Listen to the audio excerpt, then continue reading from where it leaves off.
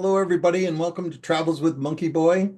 Today is day 8 of our adventure to the Seychelles Islands. This is the last day. And in the end, one of the great movies that no one has ever seen is Swimming to Cambodia. And when I say no one, well, my wife and kids have all been forced to watch it and have all hated it, as there is no accounting for taste. And when I say great, it is not a flawless movie, hardly a movie at all, as it's one man sitting behind a desk in his garage in front of a camera telling stories. History and politics and adventure and filmmaking all woven together in a tapestry. If you think it's nothing, it was directed by Jonathan Demme, the Silence of the Lambs director. I've seen it a dozen times and would love to watch it again right now, except like loving a movie after it left the movie theaters at the dawn before the dawn of the VCR, you just can't see it. It's not on any streaming service. There are no more video stores, and there are only clips of it on YouTube. But the point of his whole winding, twisting story is seeking a perfect moment. I've often thought of that. Seeking the perfect life, the perfect job, the perfect vacation, it's always foolish. No matter how magical your villa is, there are always those lizards in the ceiling pooping on your bed. But the perfect moment? We should all quest for that. Recognize that it's elusive, and sometimes you just stumble upon it. I preface this all by saying that I face 100 high school students every day. And not just high school students, Kuwaiti high school students, rich Kuwaiti high school students that have no fear of consequences, no fear of the future, no murky, scary crystal ball that warns them that effort matters. And I'm not just there to face them, I'm hired to teach these kids, teach them frequently boring topics like organizational structure or general accounting journal entries. Even worse, I care about them learning. Maybe not as much as they don't care, but enough that I am Sisyphus. Oh, read a book. Add on to that the fact that I've devoted so much energy into this new career of mine, and now I've been fired from 3 jobs in 5 years. It's so confusing and humiliating.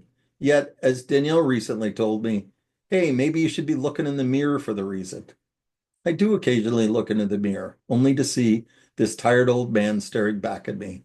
This old salesman recognizing my customers are the students, and the product I'm selling them is knowledge about business, about life.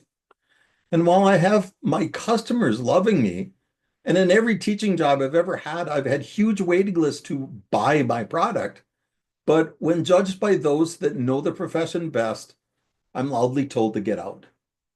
So, in the end, the untold story of all these pretty vacation pictures and silly stories is that they are just the pretty island jutting out of the sea, hiding the mountain underneath of daily turmoil, professional humiliation, marital challenges, and fear of the future.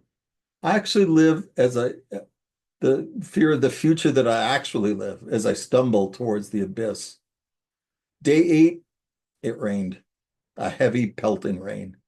It rained as we took the early morning ferry from Praslin to Mahi.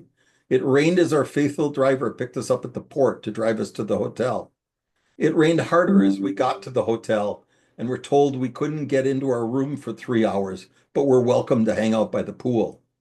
It rained at the pool. It rained 3 hours later as they took our bags to our room, but when they opened the door to our room, I've been traveling consistently for 40 years. I think it would not be hyperbole to say I've stayed at 1,000 different hotel rooms. This was without question the best room I've ever stayed in. It was a house with our own private swimming pool, nestled on a cliff overlooking the ocean. It was a glorious spot to watch the rain. Later, we walked in the rain down to the restaurant bar and ate on couches as all the outdoor seats were being rained on. The next morning, our final day, probably ever in the Seychelles, we walked down to breakfast in the rain.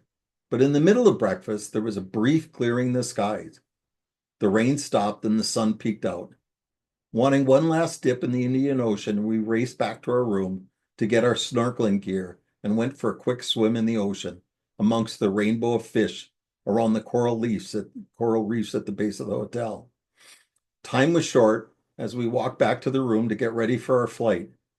As Danielle was in the room, flittering from suitcase to suitcase, I went out to our private pool. As you can see behind me, this is our actual hotel room, actual pool. So I went out to the private pool. It's shielded on all four sides to the surrounding world. I slipped off my swimsuit and dove into the water. The water was the temperature of the air, which was the temperature of my skin, and floating in this amniotic sensation, the sun warming my face, fruit bats dotting the sky. I closed my eyes and listened to the waves crashing against the cliff. Hyacinth-scented sea breezes rustled the palms, and suddenly I felt the daily anxieties of life drifting away with the water, and the fear of the future drifting away with the wind. And here I was, adrift on life's great adventure, with just my little butterfly Danielle, living in a perfect moment. That's all for now, guys. Love you all. Bye.